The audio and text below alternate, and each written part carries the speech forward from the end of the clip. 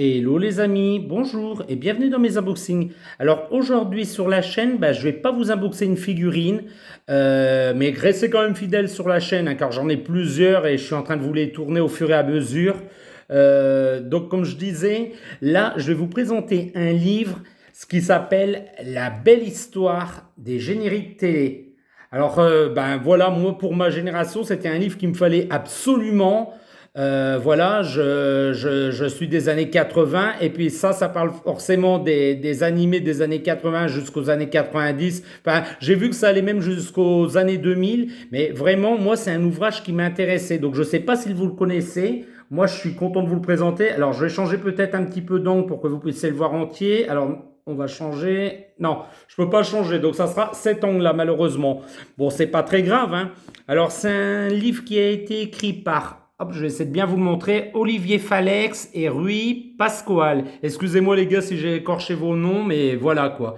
Alors, je disais, c'est un livre que j'ai acheté sur Amazon.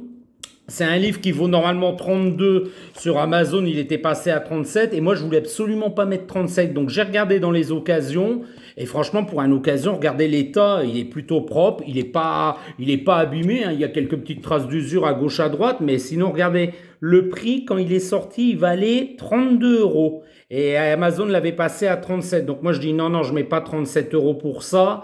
Et voilà, quoi, je l'ai eu à 20 euros. 20 euros, je trouve que c'est un bon prix. Donc je vais baisser un peu le téléphone, puis je vais vous lire ce qu'il y a écrit à l'arrière. Alors, la belle histoire des génériques télé. Créés généralement tout spécialement pour la France, ils sont parfois plus connus que le dessin animé en lui-même, et pourtant on sait peu de choses sur ces chansons. En dehors de Bernard Minet, leurs interprètes sont souvent restés discrets, voire anonymes, et nombre d'entre eux les ont enregistrés sans imaginer que 30 ans plus tard, on en parlerait encore.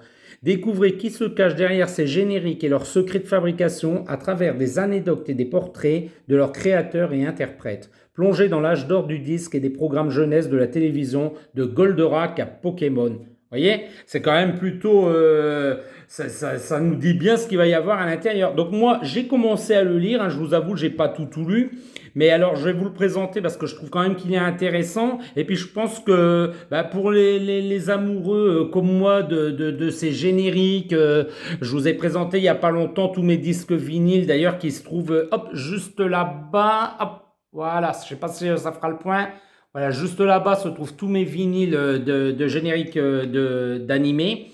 Et donc, forcément, il me le fallait. Donc, on va l'ouvrir tout de suite. Hop. Alors, on a... Oh, c'est une page brillante. Alors, moi, vous savez que je suis pas trop fan de pages brillantes. Je suis plutôt sur le mat. Mais pourquoi pas? Alors, la belle histoire des génériques télé de Goldorak à Pokémon. Et je sais pas si je l'ai dit, mais c'est les éditions Inis. Voilà. Alors, je vais essayer de bien vous filmer ça. Alors, ça sera mieux que je le tienne comme ça. Voilà. Alors ici, on a une petite présentation vite fait, les crédits photos, voilà. Ici, on aura le sommaire. Vous voyez, pas mal de petits chapitres à lire. Là, on a de Goldorak à Pokémon, donc une petite préface des auteurs et puis une préface de Noam. Donc Noam, pour ceux qui ne savent pas qui c'est le chanteur des... Alors, pas du premier générique de Goldorak, mais du second générique de Goldorak. Parce que le premier, c'était Enrique, hein, tout le monde s'en souvient.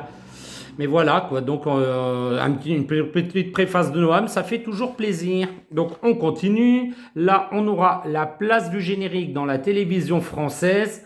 Donc, c'est pour remettre un peu le contexte et puis comment ils sont arrivés. Voilà. Donc, ce disque-là, pardon, je l'ai. Hein. Voilà, on continue. Alors, premier chapitre, les familles de génériques. Alors, l'introduction, une petite intro, voilà. Et on y va. Saban, le rêve américain. Regardez, quand je vous disais Goldorak chanté par Noam, vous voyez, Noam il est là, donc il devait avoir 16-17 ans sur cette pochette-là, ou peut-être même un peu plus jeune. Ici, on voit le producteur Haïm Saban, voilà, qui en a produit pas mal à l'époque, une bonne partie. Et donc ce disque-là, je l'ai aussi. Donc voilà, un petit peu de tout. Voilà, celui-là, bien sûr, je l'ai en plusieurs exemplaires. Hein, c'est vraiment mon fétiche, mon petit chouchou. Voilà. Je vous montre, hein. Alors, je vais essayer de trouver des arguments à dire pour vous le vendre, quoi, tout simplement. Après, moi, je pense que ça complète bien une collection. On apprend plein d'infos sur ce livre, quoi. Et il est vraiment très, très intéressant. Alors, je vais rapprocher peut-être la lampe pour que vous puissiez mieux voir. Hop, on va rapprocher celle à droite.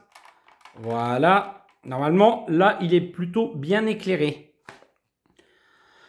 Alors, on y va. Voilà. Donc, pas mal, hein. Bon, moi, je vois qu'il y en avait sorti de pas mal à l'époque, hein. Là, la 5, un parfum d'Italie. Parce que, voilà, à l'époque, c'était Silvio Berlusconi sur la 5. Et puis, lui aussi, on en a découvert pas mal des animés. Après, on aura les interprètes de générique. Donc, toujours une petite intro, hein. Voilà, pour nous expliquer le chapitre. On va commencer par celui qui en a enregistré le plus en France. Je crois un peu plus d'une centaine. Bernard Minet. Donc, qui ne connaît pas Bernard Minet, le fameux batteur du groupe Les Musclés, les musiciens de Dorothée. Voilà. Donc, il en a enregistré une bonne centaine. Voilà. On aura Claude Lombard. Voilà. Ça explique plutôt bien. Puis les images sont vraiment de qualité. On aura Noam, forcément. Tiens, regardez comment il est maintenant. Voilà. On aura Michel Barouille. On aura Lionel Leroy, forcément. Lionel Leroy qui a sorti pour moi le meilleur générique d'animé. Donc Ulysse revient. Pas celui-là, hein. Vraiment Ulysse revient. Moi j'adore Ulysse revient. Donc qui était le second générique, si je ne vous dis pas de bêtises. Là, on aura Marie Mercier. Voilà. Sur celui-là, on aura Jean-Paul Césari. Forcément, Jean-Paul Césari, c'est Nicky Larson. C'est le chanteur du générique de Nicky Larson. Aussi un très très bon générique, hein, Nicky Larson. Voilà. Et d'ailleurs, Jean-Paul Césari, vous avez pu le voir dans le film de Philippe Lachaud, Nicky Larson et le parfum de Cupidon, hein. Il faisait une petite apparition, donc ça fait toujours plaisir. Après, on aura forcément Jean-Pierre Savelli, qui a fait aussi pas mal de XOR et qui était le duo de Peter et Sloan, quoi. C'était vraiment lui de Peter et Sloan, qui a regardé d'ailleurs, on le voit ici quand il était plus jeune avec Sloan à côté. Alors moi, il faut savoir que Sloan, je l'ai rencontré en vrai sur un marché, hein. Très très gentil, elle vendait des chocolats. C'était sa fille qui produisait les chocolats et elle les vendait avec et on a pu discuter. C'est vraiment une femme excellente, vraiment d'une gentillesse et tout. Et Chantal, si tu vois cette vidéo, un petit coucou à toi, je t'adore. Voilà. Petit aparté, excusez-moi. Valérie Barouille, voilà. Alors là, c'est forcément un très long chapitre, hein, parce qu'il y en a eu pas mal, hein, des chanteurs. Jacques Cardona, qui a chanté aussi l'excellent générique des Mystérieuses Cités d'Or. Voilà, Jacques Cardona. Puis Ulysse revient. Alors oui, parce que il mettait sur la pochette Lionel Leroy, mais apparemment, j'ai appris que c'était aussi Jacques Cardona qui l'avait fait, donc pourquoi pas. Voilà, ça, je l'ai, celui-là. Inspecteur Gadget. Là, on aura Dominique Poulain. Voilà. Celui-là, je l'ai aussi. Ici, on aura Jean-Claude Cordel, voilà, qui a chanté Olivier Tom. J'adore Olivier Tom. Enfin, j'adorais du moins. Marie-Noël Neveu. Voilà. Hop. J'espère que je bouge pas trop et que vous puissiez bien voir, hein. J'essaie de filmer ça correctement, mais c'est super dur à filmer les livres, hein. Va falloir vraiment que je trouve un pied un peu plus grand pour éviter de bouger, parce que je sais que ça peut donner vite le tournis. Oula, et là j'ai une lampe qui s'est barrée. Alors, excusez-moi, mais je vais la remettre. J'ai eu un petit souci. Le livre a bougé, donc ça a fait glisser la lampe. Voilà. Je vais essayer de pas trop bouger, plutôt vous le filmer comme ça si j'y arrive. Décidément, quand ça veut pas, ça ne veut pas. Bon, on va faire autrement. Je vais enlever le pied et puis je vais le tenir à la main. Voilà, on va faire comme ça sera beaucoup mieux. Donc ici, on aura Bernard Denimal, ou Denimal d'ailleurs, je ne sais pas comment ça se prononce. Ici, forcément, on aura Jean-Marc Anthony Cabella qui a fait le générique des Pokémon. Donc ça, c'est un peu plus moderne, hein, ça m'intéresse moins, mais il le cite, donc c'est plutôt pas mal. Après, on aura le chapitre 3, un générique, une histoire. Donc toujours une petite intro, hein, ça ne change pas. Donc ça, c'est plutôt intéressant parce qu'on apprend plein d'anecdotes sur les génériques. Donc Albator 84, Jess et les Conquérants de la Lumière, chanté par Nick Kerr. Voilà, ou Nickar, d'ailleurs, je crois qu'on dit Nickar. Super Baloo, Jem et les hologrammes, Peter Pan, Cobra, Diplodo, juste ici, Capitaine Flamme, L'île aux enfants. Alors, vous voyez, plein d'anecdotes sur les génériques télé, et ça fait plaisir. Alors là, on aura G.I. Joe, les Bisounours, je crois que je l'ai CD là aussi d'ailleurs. Enfin, ce CD, ce disque vinyle, pardon, Les Bisounours, chanté par Magali, Goldorak, forcément chanté par Enrique, hein, on dit bien que Enrique a été un des premiers, mais forcément les paroles ont fait polémique à l'époque, donc il fallait le réenregistrer, donc on l'a réenregistré mais avec Noam, en changeant tout quoi, en faisant un nouveau générique tout simplement. Et donc ciao Enrique et bonjour Noam, voilà. Donc Heidi, Shira, la princesse du pouvoir. Voilà, ici, on aura les Barbapapa, on aura les Samurai Pizza Cats. J'adorais cet animé, hein. Moi je l'ai découvert très jeune sur M6 et j'avais adoré. Donc les Samurai Pizza Cats. Ici, on aura la légende de Blanche-Neige, on aura Bully, Gigi, Maya l'abeille, ce disque je l'ai. Ici, on aura Signé Cat's Eyes de Isabelle Guyard. Signé Cat's Eyes, j'adore ce générique, il est trop bien. Et j'attends de voir, TF1 nous prépare une série sur Cat's Eyes. Et franchement, j'attends de voir ce que ça donne, mais ça pue quand même un peu la merde. D'ailleurs, dites-le moi dans les commentaires si vous l'attendez aussi, cette série live de Cat's Eyes. Alors, voilà, je dis un peu ça pue la merde. Voilà, je l'ai pas vu, hein, peut-être je dis des bêtises, mais ça sent quand même pas mal la merde.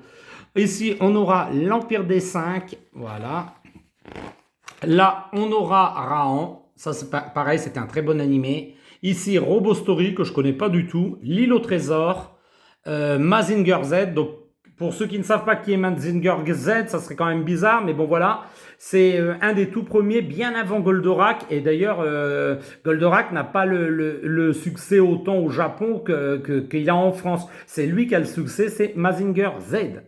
Ne pas confondre avec Gredinzer Z, qui est dur à prononcer d'ailleurs hein, dans leur nom. Hein. Alors, on y va. Moi, Renard, les aventures de Sonic, l'oiseau des mers. Voilà. Ici, on aura le Piaf. J'adorais le Piaf, c'était super marrant comme animé. Les mini-pousses, très bon générique aussi des mini-pousses. Bon, même si on ne comprend pas tout ce que la chanteuse dit, hein, faut être honnête, c'était pas très compréhensible à l'époque. Maintenant, heureusement, Internet est notre ami et on peut retrouver les paroles sur Internet. Mais alors à l'époque, c'était vraiment un peu le merdier pour savoir ce qu'elle disait. La Tao Tao que je connais pas du tout, mais qui a l'air plutôt bien. D'ailleurs, qui c'est? Ah bah voilà, c'est la chanteuse là, Nathalie Simard. Après, on aura Chapi Chapeau. Bon, ça, c'est un petit peu plus vieux, donc je n'ai pas connu. Hein, et puis, ça ne m'intéresse pas trop. Hein, regardez la tête qu'ils avaient. C'était vraiment horrible, hein, ce qu'on faisait à l'époque. Enfin, à cette époque-là, pardon. Là, on aura par contre du très bon Rémi sans famille. Ici, on aura Sakura, chasseuse de cartes. Voilà. Donc ça, c'est un peu les génériques modernes, des animés modernes. J'aime un peu moins. Alors, l'animé Sakura est très très bon, hein, mais le générique est dégueulasse, quoi. Faut être honnête. Là, on aura Sab Rider. Je connais pas. Denver, le dernier dinosaure, que je pense qu'il est vraiment pas cher sur Amazon et je pense que je vais l'acheter le mois prochain. D'ailleurs, je vous le présenterai. Hein. Je pense que je vais m'acheter Denver parce que j'arrive pas à le trouver en occasion sur les brocantes. Voilà, mais il a été réédité et donc Amazon le fait au prix de, si je vous dis pas de bêtises, de 12 euros. Donc je l'ai mis dans mon panier et je pense que je vais le commander le mois prochain. Voilà, voilà. Ici, les Tortues Ninja. Et vous remarquerez que sur la pochette du disque Tortue Ninja, ben, il n'y a aucune Tortue Ninja de représentée. Donc, une carapace toute simple avec deux katanas, quoi. Mais vous n'aurez pas les Tortues Ninja. Donc, c'était un peu bizarre. D'ailleurs, c'est une drôlerie, mais je l'ai lu dans le bouquin. Hein. Voilà. Mais il y a eu des disques Tortue Ninja à l'époque, mais sans la représentation des Tortues Ninja sur la pochette. Voilà, là on aura le cas Goldorak, forcément, donc je vous disais, il a fallu réenregistrer, hein, c'était Enrique qui avait fait le premier générique, et puis bah voilà, quoi, pour quelques paroles malencontreuses, bah, il a fallu le réenregistrer dans l'urgence avec Noam. Après, on aura le chapitre 4, les célébrités au service des génériques. Donc forcément, les membres du Club Dorothée, ils en ont tous enregistré à part Corbier et Jackie, forcément. Mais voilà, forcément Dorothée, hein, tout le monde sait ce qu'elle a fait. Ariane avec ses génériques affreux de Dragon Ball et Dragon Ball Z. Et Patrick Simpson-Jones qui s'y essayait aussi, mais alors avec un résultat à mourir de rire tellement, tellement c'est pas bon. Dorothée, donc forcément, il en fallait qu'une, il fallait pas l'oublier de la mettre dans le livre. Bah forcément, c'était elle. Donc je crois que j'ai à peu près tous ces disques, ouais. Ensuite, on aura Chantal Goya. Voilà. D'ailleurs, je vais vous faire bientôt une seconde vidéo de mes disques vinyles, hein, parce que j'en ai rentré pas mal. Regardez là, juste au bout de mon doigt, j'en ai quand même une belle collection et j'en ai eu pas mal après la vidéo que je vous ai postée. En fait, j'ai fait une brocante et là, j'ai trouvé un vendeur pro et j'en ai rentré pas mal. Donc, bah, je suis impatient de vous tourner la seconde partie. Donc on continue, on aura Douchka forcément. Alors Douchka, j'ai tous ses disques, hein. Moi j'adorais vraiment Douchka et ce qu'elle faisait. Et malheureusement j'ai pas les gummies, mais j'adorais les gummies. Donc les gummies, hein, parce que moi je mets un S parce qu'ils sont plusieurs les gummies. Donc moi j'adorais cet animé Disney et voilà, et j'ai pas celui-là. Donc si quelqu'un l'a, ben faites-moi un petit coucou dans les commentaires et dites moi je l'ai et si tu veux Fred je t'en fais cadeau ou je te le revends.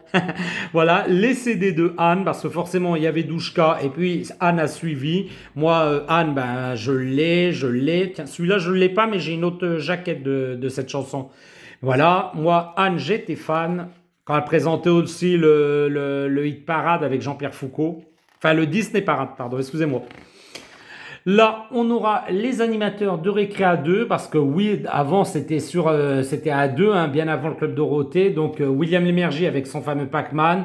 Pareil, c'est pas une très bonne chanson. Hein. Bah là, c'est générique. Regardez Elfie avec Tom Sawyer. Hop, j'essaie de pas bouger. Alors moi, je l'ai, mais une autre jaquette. Hein. Voilà, voilà. Ici, on aura un reportage sur Marie Dauphin et Bibi Fogg. Bibi Fogg, je l'ai rentré, donc je suis très content de le posséder. J'aimerais bien Lady Oscar et Clémentine, mais franchement, je ne les ai pas encore trouvés.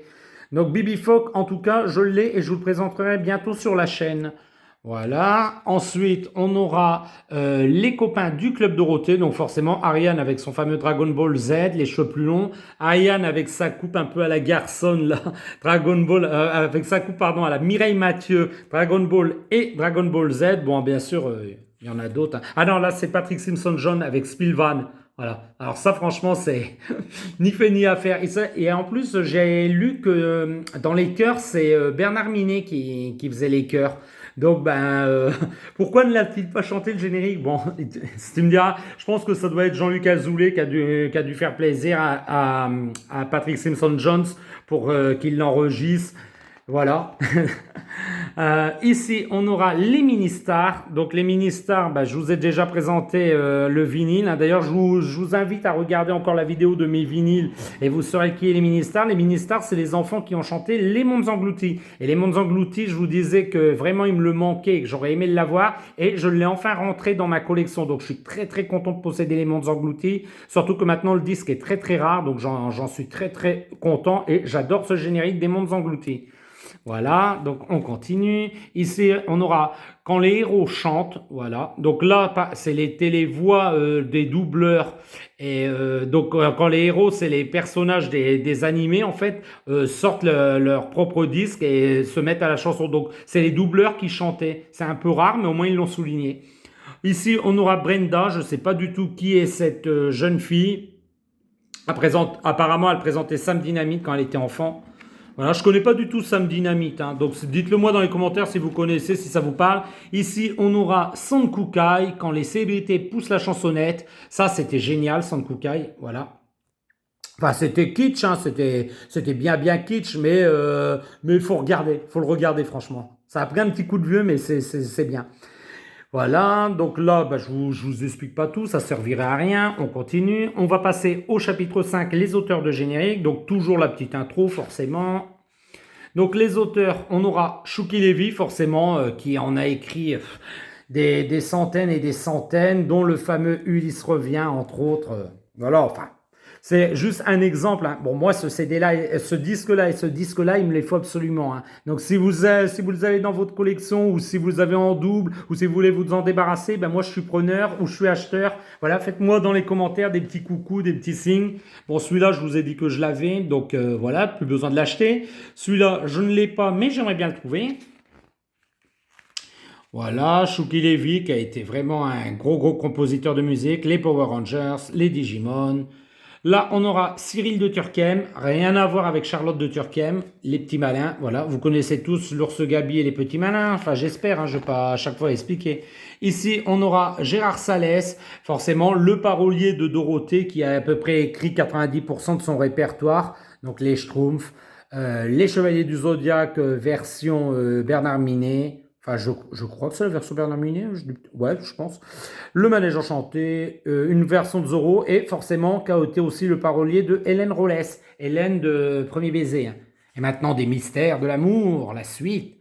Voilà, Silverhawks. D'ailleurs, Silverhawks, je vous le conseille, regardez-le. Tiens, d'ailleurs, un petit coucou à Mika et JC. J'ai regardé votre live, c'était hier. Et voilà, les Silverhawks, JC, si tu ne savais pas ce que c'était, c'est ça. Et Mika, tu peux lui montrer tes figurines parce que les figurines sont géniales. D'ailleurs, je pense me les procurer. Voilà, c'est dit. Là, ici, on aura Jean-Daniel Mercier. Ici, on aura Charles Level. Voilà. Alexandre Révérend. Oh, c'est un très beau nom. Regardez les Tortues Ninja, qu'est-ce que je vous disais? Encore un indice, c'est simplement une carapace, quoi. Pas les images de Leonardo, Raphaël, Mikey et Donnie. Voilà, c'est un peu dommage, mais une simple carapace un peu dégueulasse. D'ailleurs, je crois même pas que c'est un dessin qui est officiel. Et voilà, quoi. Ici, on aura les génériques étrangers. Donc, toujours pareil, une petite intro pour nous expliquer ce qu'on y trouve dans ce chapitre. Des génériques venus du Japon. Voilà.